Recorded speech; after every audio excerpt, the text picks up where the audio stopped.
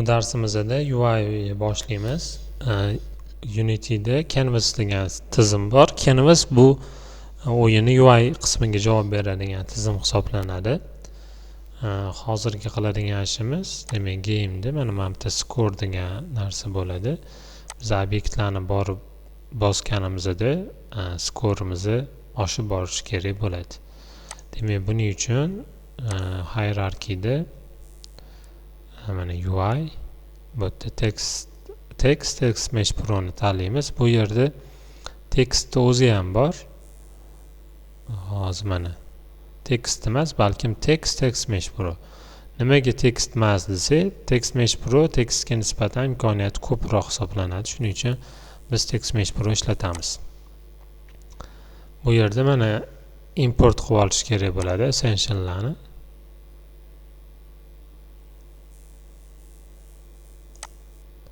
Bu alohida package hisoblanadi. Shuning uchun kerakli narsalarni biz import qilib olishimiz kerak.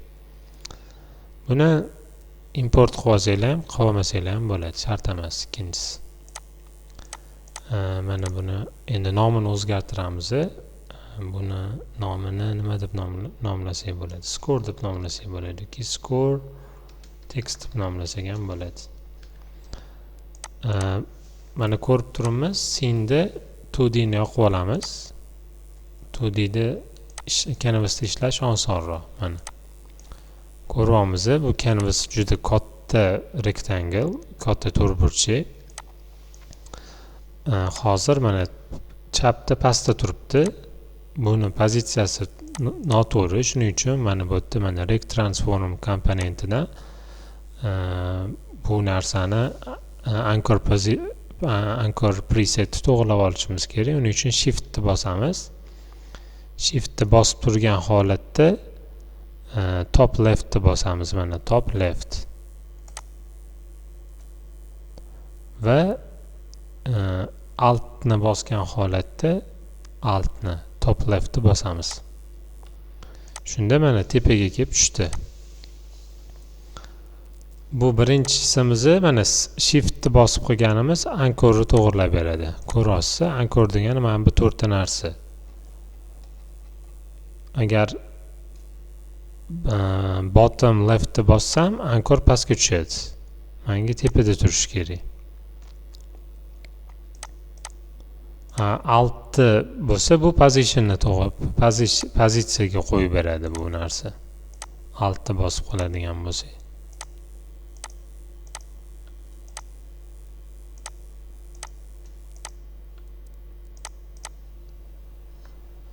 Endi buni hozir buni bundoq qilib to'g'rilaymiz. Sal bu yoqqa 20 ga minus 20 qilsak bo'ladi. Bold qilamiz, center qilamiz va new text emas, bu yerda score degan yozuv bo'lishi kerak. Fontni o'zgartiramiz. Har xil fontlar bor. Kim o'ziga qaysi bir yoqsa, shu fontdan foydalansanglar bo'ladi.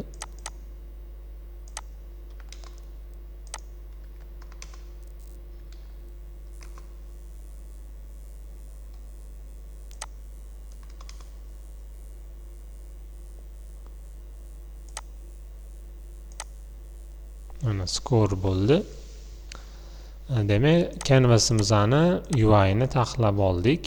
Mana chapda yuqori qismida turibdi. Endi score textni skriptga ulashimiz kerak. Buni qiymati doimiy o'zgarib borishi kerak. Qachonki mana bu targetlarni bosganimda. Buning uchun nima qilamiz? Game Manager skriptini ochamiz. Game Manager, bu yerda reference olishimiz kerak, o'sha bizga kerak bo'lgan text mesh pro dan. Shun text mesh pro UGUI buni score text nomlasak to'g'ri bo'ladi.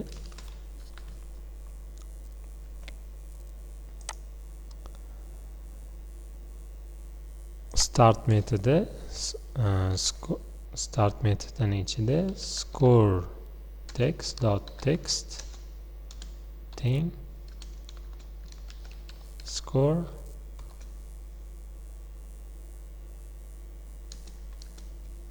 plus score deymiz. Buning uchun int kerak bizga.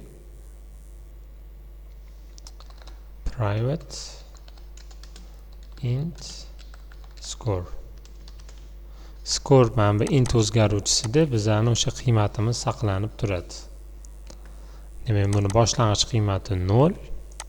Shuning uchun mana hozir play'ni bosganimda bu yerda 0 kelib tushadi.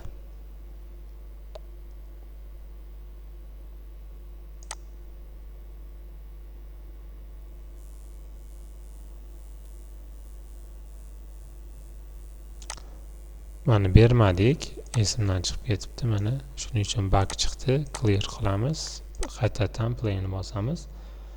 O'yin boshlanganda skorimiz 0 dan boshlanadi. Mana 0 dan boshlandi. O'rtada space bo'lganligi uchun juda ham katta bo'lib ketib qolgan. Shuning uchun space olib tashlaymiz mana. Save qilamiz. Endi qiladigan ishimiz demak skor qiymati 0 edi. 0 qilib keta qolaylik.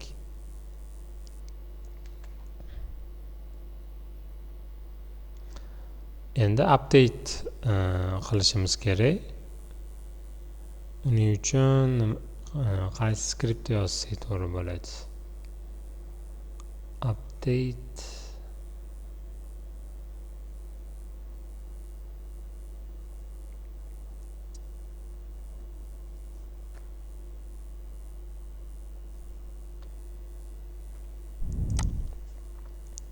demak, obyektni bosganda emas, har o'sha 1 sekundda uni skori oshib boradigan qila qolamiz. Void update score int score to add score to add qilamiz va score text dot text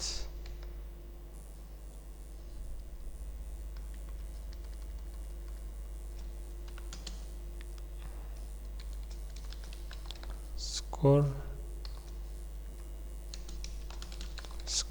qilamiz.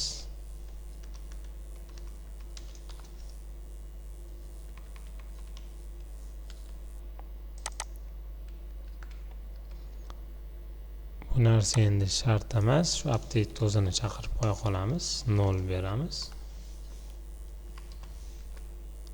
Va har 1 sekundda mana bu yerda yaratilyapti, instantiate bo'lyapti. Shu yerda ham update score chaqirib bunga 5 beramiz. Ya'ni har yangi obyekt yaratilganda skorimizga 5 soni qo'shilib boradi. Save qilib play qilib ko'ramiz endi.